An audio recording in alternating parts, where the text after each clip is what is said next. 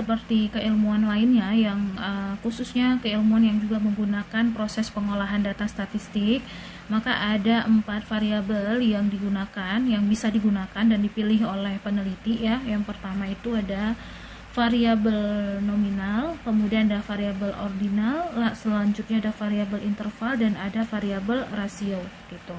Cuman karena kita di sini psikologi, kita lebih senang mengatakannya sebagai jenis pengukuran skala ya, skala variabel seperti itu. Jadi skala pengukuran ini ya adalah suatu proses yang cukup penting yang harus diperhatikan oleh seorang peneliti saat akan melakukan penelitian gitu, khususnya dengan konsep penelitian kuantitatif gitu. Jadi skala ini nanti dia sifatnya sebagai sarana yang menentukan gitu panjang pendek interval gitu dari satuan alat ukur. Nah, alat ukur itu nanti dipilih atau dibuat berdasarkan konstruk dari kedua variabel gitu ya, variabel dependent atau variabel independen dan variabel yang dependent gitu. Kalau tadi sebelumnya ada saya mengatakan contoh misalnya hubungan antara intelijensi dengan kreativitas gitu, maka nanti alat ukurnya akan dibuat berdasarkan, atau skala alat ukurnya nanti akan dibuat berdasarkan dua variabel tadi, intelijensi dan kreativitas, dan tentunya menggunakan konstruk konstruk psikologi gitu ya. Oke, yang pertama kita melihat variabel nominal atau skala nominal. Karena kita psikologi, jadi kita lebih senang menggunakan kata skala ya gitu.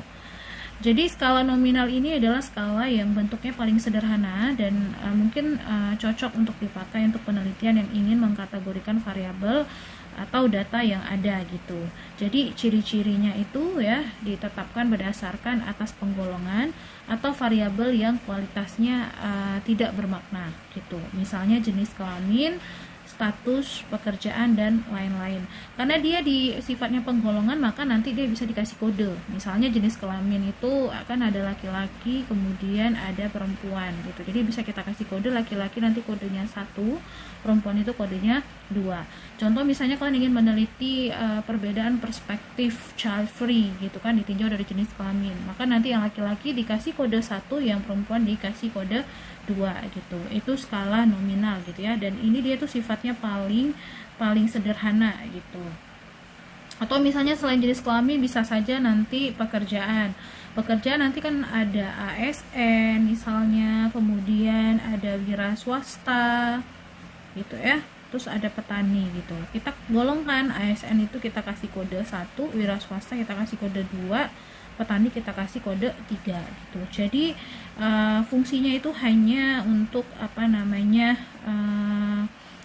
memberikan gitu ya, memberikan gambaran gitu terhadap, hanya memberikan penggolongan gitu terhadap suatu variabel yang mungkin kualitasnya tidak bermakna. Artinya dia tidak seperti variabel yang lain gitu ya, seperti itu. Kemudian ada variabel ordinal atau kita kenal dengan skala ordinal. Jadi skala ordinal ini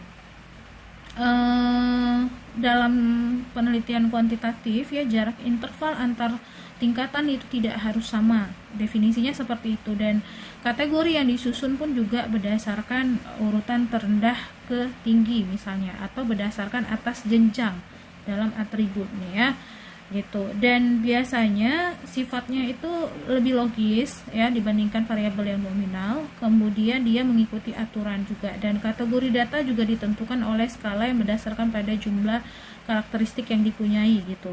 Jadi skala ordinal ini dia lebih tinggi atau lebih kuat dibandingkan dengan skala nominal. Misalnya sebagai contoh, kalian mau buat contoh skala nominal ini, ordinal ini, mohon maaf, nanti seorang peneliti itu diberikan ruang untuk menentukan gitu tinggi rendahnya gitu ya, interval tinggi rendahnya. Misalnya nanti kalian mau buat skalanya itu 1 sampai 5 misalnya gitu, yang dimana nanti 1 ini bisa jadi sangat puas sekali, 5 ini sangat tidak puas. Atau misalnya 1 sampai 5 ini kalau skalanya yang positif kan berarti 1 ini sangat puas, tapi kalau skalanya yang negatif maka 1 ini yang sangat tidak puas, seperti itu.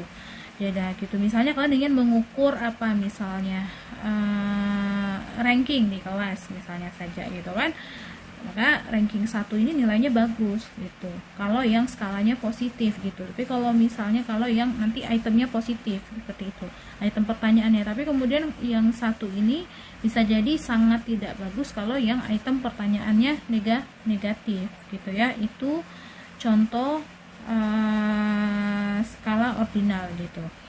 Kemudian yang selanjutnya